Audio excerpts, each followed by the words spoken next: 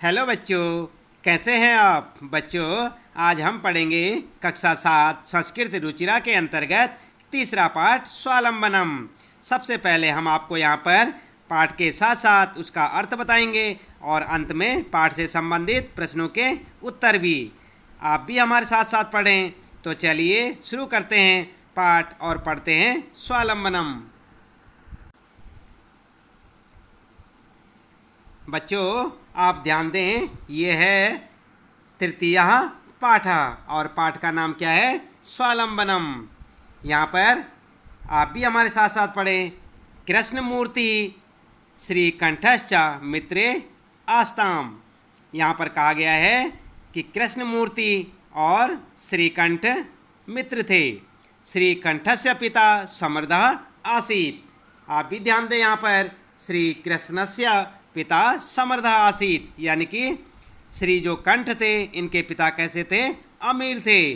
अतः तस्य भवने, इसलिए उनके भवन में सर्वविधानी सभी प्रकार की सुख साधनानि आसन, जो सुख साधन होते हैं वो सब के सब थे।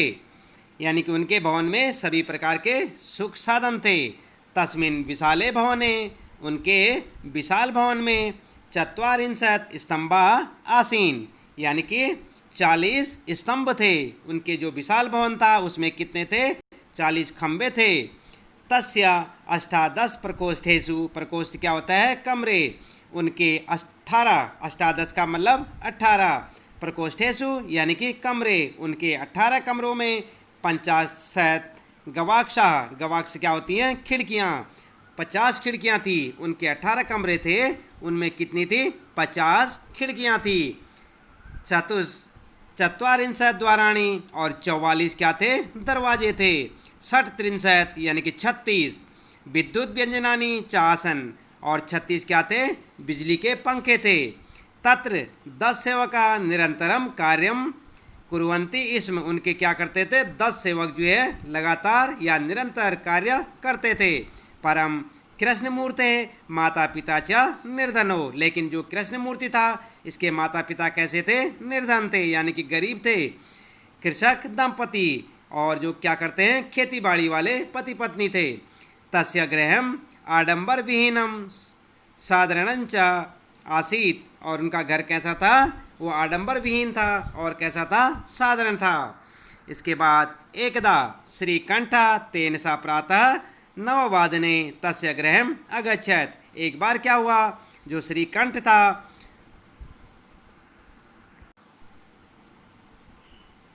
प्रातः 9 बजे किसके घर पहुंचा, अपने मित्र के घर पहुंचा। तत्र कृष्णमूर्ति तस्य माता पिता च स्वशक्त्या श्रीकंठस्य आतिथ्यम अकुर्वन्। वहाँ पर जो है कृष्णमूर्ति ने अपने माता पिता के साथ उसका आदर सत्कार किया।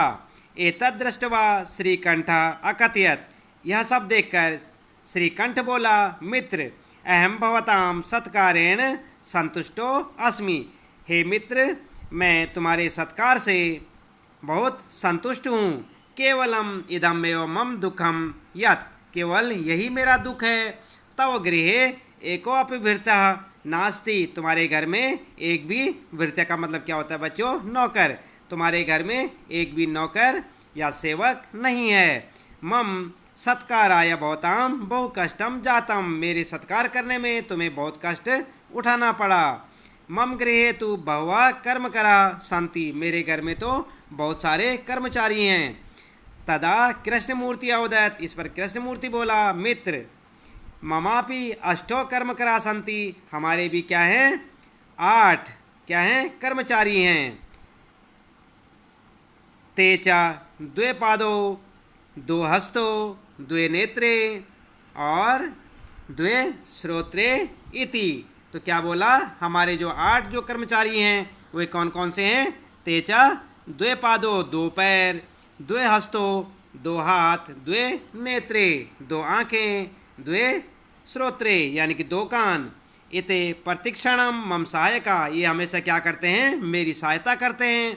किंतु तव भृत्या, लेकिन तुम्हारे जो भृत्य हैं यानी कि जो तुम्हारे नौकर हैं, सेवक हैं, सदैव सर्वत्र च उपस्थिता भवितुम न शक्नुवंती, जो तुम्हारे सेवक हैं वे हर जगह तुम्हारे साथ उपस्थित नहीं हो सकते। तो हम तो स्वकार्याय वृत्ताधीना, जो तुम्हारा कार्य है वह किसके अधीन है? सेवकों के अधीन है।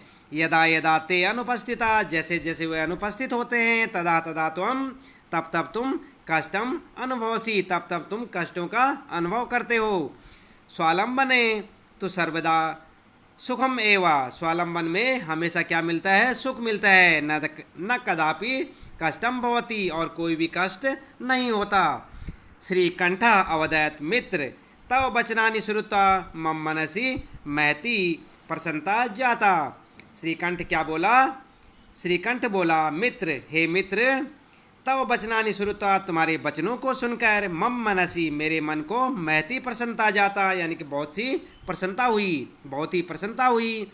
अधुना अहमपि स्वकार्याणि स्वयमेव कर्तुम इच्छामि, आज के बाद यानी कि अब मैं भी अपने सारे कार्य जो है स्वयं से करूँगा। भवतु सार्धद्वादश वादनम इदम सांप्रप्तम गृहं चलामि। श्रीकंठ बोला कि 12:30 बज गए हैं, अब हमें घर चलना चाहिए, या कि मैं अब घर चलता हूँ। तो बच्चों, ये था यहाँ पर हमने आपको पढ़ के पाठ सुनाया और साथ में उसका अर्थ भी बताया। उम्मीद है कि आपको इस पाठ का अर्थ समझ आया होगा। आइए इसके बाद हम आपको पुनः एक बार पूरे पाठ का अर्थ बता देते हैं, जिसे आप चाहें तो अपनी नोटबुक में नोट कर सकते हैं और उसे याद भी कर सकते हैं। आपको मालूम हो जाएगा कि इस पाठ में वास्तव में क्या क्या कहा गया है। तो बच्चों, आप ध्यान दें, यह है एक बार फिर से आपके लिए स्वावलंबन पाठ का अर्थ। श्रीकंठ और कृष्णमूर्ति 2 मित्र थे। श्रीकंठ अमीर था क्योंकि उसके पापा अमीर थे, वहीं दूसरी तरफ कृष्णमूर्ति गरीब था क्योंकि उसके पापा गरीब थे। श्रीकंठ के घर में सभी प्रकार के सुख साधन थे। उसके विशाल भवन में 40 खंबे, 18 कमरों में 50 खिड़कियाँ, 44 दरवाजे और 36 बिजली के पंखे थे। वहाँ 10 सेवक निरंतर, मतलब कि हमेशा कार्य करते रहते थे। परंतु कृष्णमूर्ति के माता पिता गरीब किसान पति पत्नी थे। उसका घर दिखावे से रहित एकदम साधारण सा उसका घर था। वहाँ पर कोई भी नौकर नहीं थे। एक बार अमीर लड़का यानी कि श्रीकंठ सुबह 9 बजे कृष्णमूर्ति के साथ कृष्णमूर्ति के घर गया। तब कृष्णमूर्ति और उसके माता पिता अपनी शक्ति के अनुसार श्रीकंठ का अतिथि सत्कार करने लगे।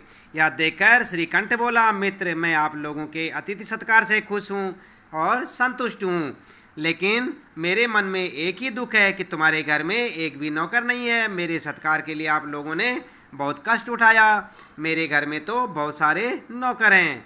तब कृष्णमूर्ति बोला, मित्र, मेरे यहाँ 8 नौकर हैं। वह हैं 2 पैर, 2 हाथ, 2 आँखें और 2 कान। यह हर पल मेरे सहायक हैं, परंतु तुम्हारे नौकर हमेशा और सब जगह उपस्थित नहीं हो सकते। तुम अपना कार्य खुद नहीं कर सकते, तुम उनके ऊपर निर्भर रहते हो।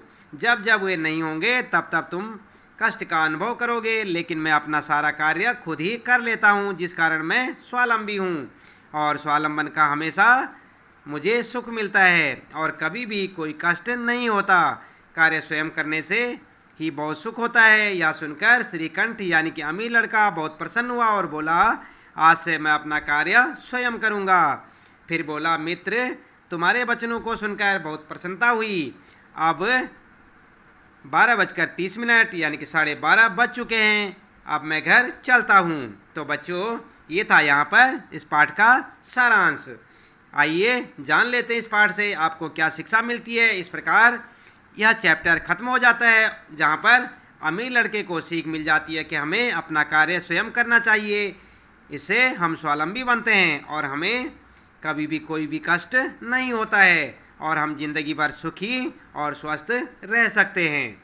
तो बच्चों, इस प्रकार से आपने देखा यहाँ पर ये था कक्षा 7 संस्कृत रुचिरा के अंतर्गत तीसरा पाठ स्वावलंबनम, जिसका हमने आपको पाठ के साथ साथ अर्थ बताया और अलग से सारांश भी बताया, अर्थ भी बताया।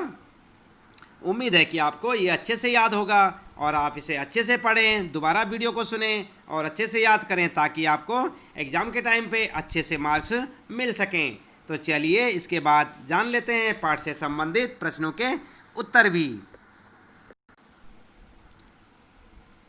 तो बच्चों आप ध्यान दें, यहाँ पर आपके लिए पहला प्रश्न है, आप देख सकते हैं उच्चारणम कुरुत। तो यहाँ पर क्या करेंगे आप, यहाँ पर देखें आप, जैसे कि उच्चारण देख सकते हैं, ये है विंशति और त्रिंशत। आप हमारे साथ साथ बोलें त्रिंशत, चत्वारिंशत, यहाँ पर देखें द्वाविंशति और इसके बाद द्वात्रिंशत। यहाँ पर आप देख सकते हैं द्विचत्वारिंशत और चतुर्विंशति और त्रिंशत और त्रियश्च चत्वारिंशत और इसके बाद पंचविंशति और चतुस्त्रिंशत और इसके बाद चतुश्चत्वारिंशत, इसके बाद अष्टाविंशति और अष्टात्रिंशत, सप्तचत्वारिंशत और नवविंशति, नवत्रिंशत और पंचाक्षत। तो इस प्रकार से आप यहाँ पर उच्चारण करना सीखें और अपनी संस्कृति को सुधारें। इसके बाद बच्चों दूसरा प्रश्न है यहाँ पर आपके लिए, अधोलिखितानां प्रश्नानां उत्तराणि लिखत। तो यहाँ पर पहला प्रश्न आप देख सकते हैं, कस्य भवने सर्वविधानि सुख साधनानि आसन, यानी कि किसके भवन में सभी प्रकार के सुख साधन थे। यहाँ का उत्तर हम आपको अभी बताएंगे। इसके बाद दूसरा प्रश्न पढ़ लेते हैं और इन प्रश्नों को पढ़ने के बाद हम आपको इन प्रश्नों के उत्तर बताएंगे।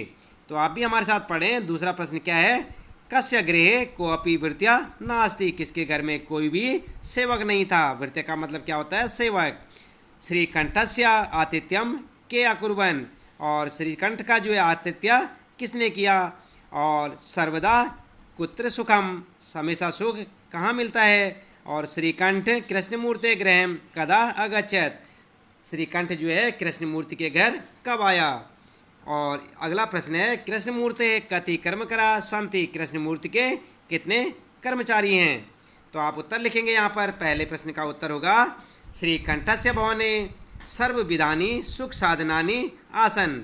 इसके बाद कृष्णमूर्ति गृहे कर्मकरा भृत्या नास्ति, दूसरे का उत्तर। और तीसरे का उत्तर, श्रीकंठस्य आतिथ्यम कृष्णमूर्ति पितरो अकुर्वन्। और इसके बाद अगला है, सर्वदा स्वावलंबने सुखम। और अगले का उत्तर होगा, श्रीकंठ कृष्णमूर्ति गृहम प्रातः 9 वादने अगच्छत, 9 बजे ही तो आया था ना।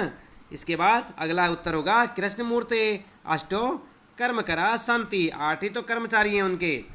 तो आप इस प्रकार से इन प्रश्नों के उत्तर लिख सकते हैं। इसके बाद अगला प्रश्न आपके लिए, चित्राणि गणयित्वा तद संख्यावाचक शब्दम लिखत। तो यहाँ पर आपने क्या करना है, इन चित्रों को आप गिनती करेंगे और उनके आगे संख्यावाची शब्द लिखेंगे।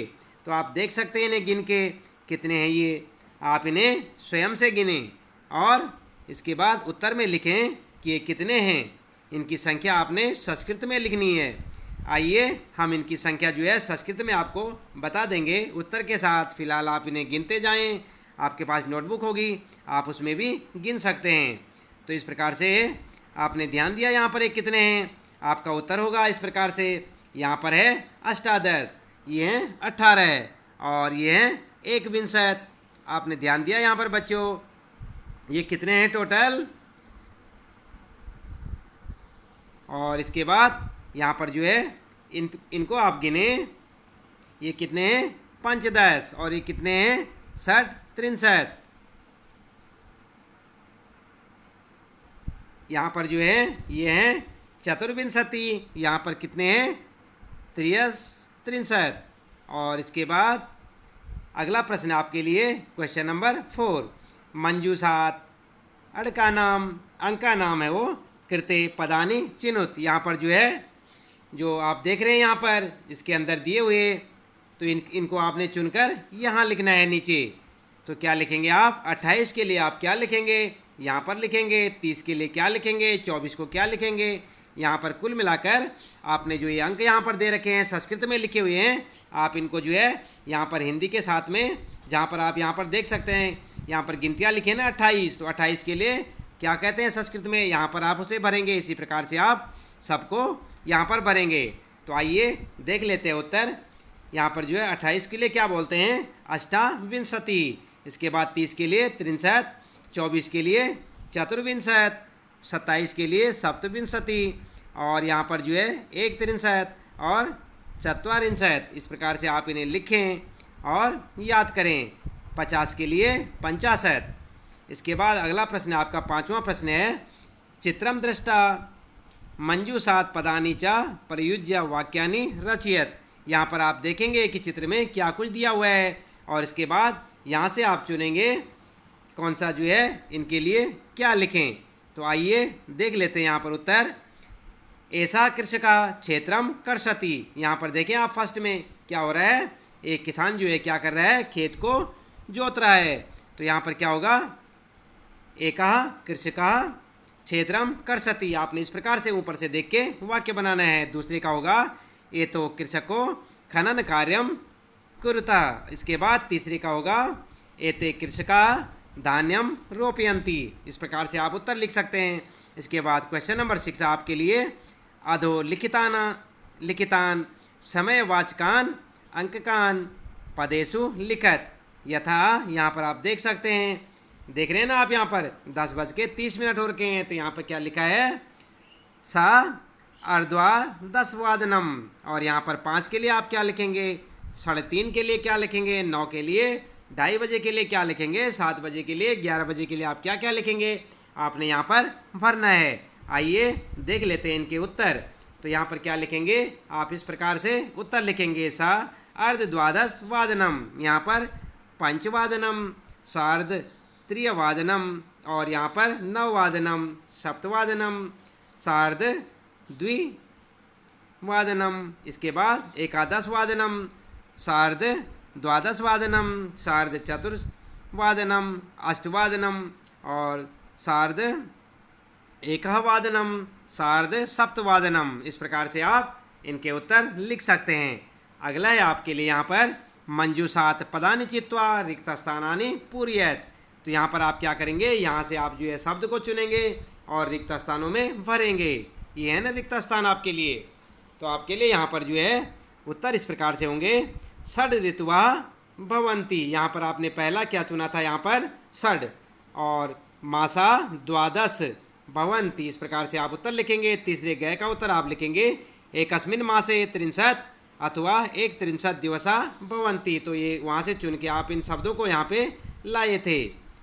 और इसके बाद अगला आप देखें यहाँ पर, एकस्मिन् मासे 63 अथवा 1 दिवसा भवन्ति। और इसी प्रकार से आप अन्य देखें यहाँ पर, गै वाला फरवरी मासे सामान्यतः 28 दिनानि भवन्ति, और गै वाला मम शरीरे 2 हस्तो इस्त। इस प्रकार से आप इनका उत्तर लिखें। तो बच्चों, इस प्रश्न के साथ ही इस पाठ से संबंधित प्रश्नों के उत्तर यहाँ पर समाप्त होते हैं। आप ध्यान दें, हम पढ़ रहे थे कक्षा 7 संस्कृत रुचिरा के अंतर्गत तृतीया पाठा स्वावलंबनम। हमने आपको यहाँ पर पाठ का अर्थ बताया, पाठ के साथ साथ, और अलग से हमने फिर आपको दोबारा से अर्थ बताया, और साथ साथ हमने आपको बताया यहाँ पर पाठ से संबंधित प्रश्नों के उत्तर भी। तो इसी प्रकार से आप संस्कृत के अन्य कक्षाओं के भी और कक्षा 7 के भी पाठों को पढ़ने के लिए चैनल को सब्सक्राइब करें और बेल आइकन भी दबा दें, ताकि आपको आने वाली प्रत्येक वीडियो की नोटिफिकेशन भी मिलती रहे। यदि आपको ये पाठ आपके समझ में अच्छे से आया हो और आपको वीडियो और ये जानकारियाँ अच्छी लगी हों, तो आप लाइक और शेयर करना ना भूलें। आज के लिए इतना काफ़ी है। आपका दिन शुभ हो।